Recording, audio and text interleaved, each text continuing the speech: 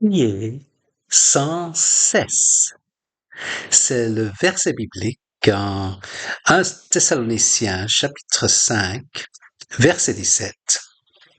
Parce qu'il y a tellement d'opportunités pour la prière et il y a tellement de situations autour de nous tous les jours, tous les gens autour de nous dans tout lieu, en tout temps. Euh, alors, chaque fois que vous voyez une situation ou une personne qui peut bénéficier de la prière, qui a besoin de prière, alors n'hésitez pas, tout simplement priez. Et le plus que vous priez, le plus que vous verrez des réponses à vos prières, vous verrez des percées, vous verrez des miracles. Laissez-moi vous donner un exemple.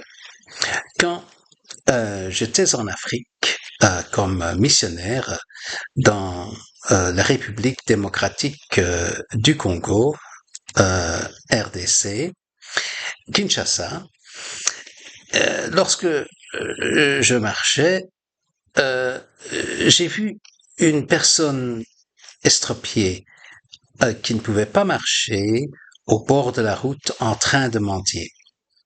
Et j'ai prié pour cette femme.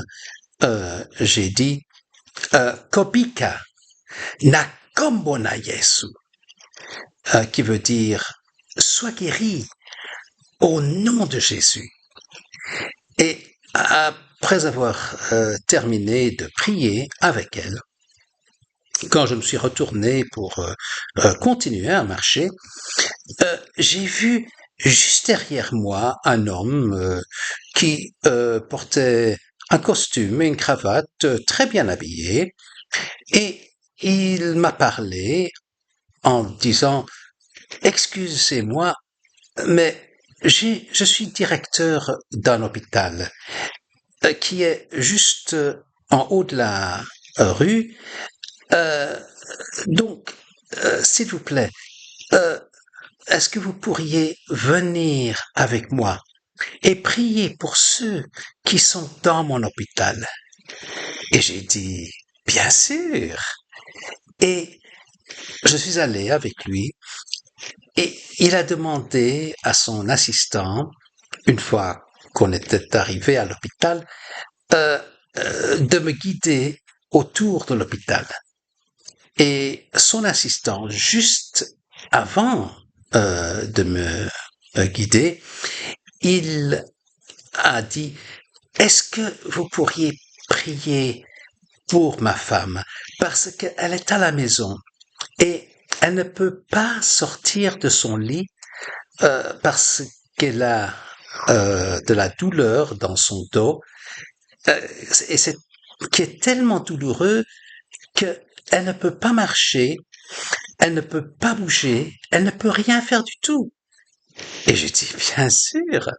Alors j'ai prié pour elle, même qu'elle n'était pas là, et même que j'étais pas en train de lui parler euh, directement.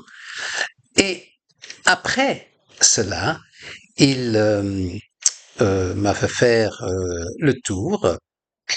Et quand les médecins, les infirmières et le personnel de l'hôpital m'a vu en train de prier pour les malades, ils m'ont demandé de prier pour eux. Alors, j'ai prié pour eux, tous, aussi bien que pour les patients.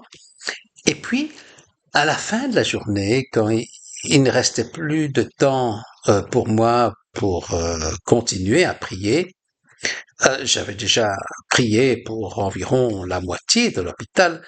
Alors, je suis retourné à l'autre travail missionnaire que je faisais. Et euh, après cela, le jour suivant, le directeur et son assistant, ils sont venus me rendre visite là où j'étais logé à Kinshasa et ils m'ont dit, euh, vous savez, la moitié de l'hôpital euh, a pu sortir de l'hôpital parce qu'ils ont été guéris.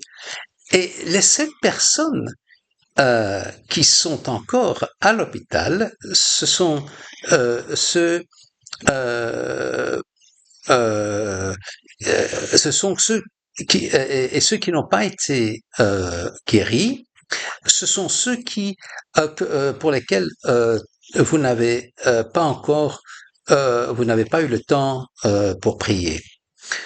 Alors maintenant, ça c'est absolument miraculeux.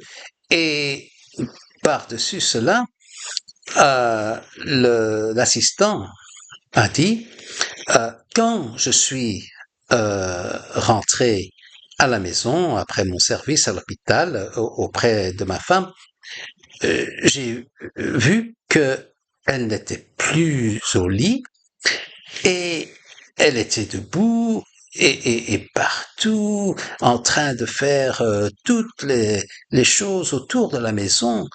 Et elle a dit, je n'ai plus de douleur du tout. C'est complètement parti, ça a disparu.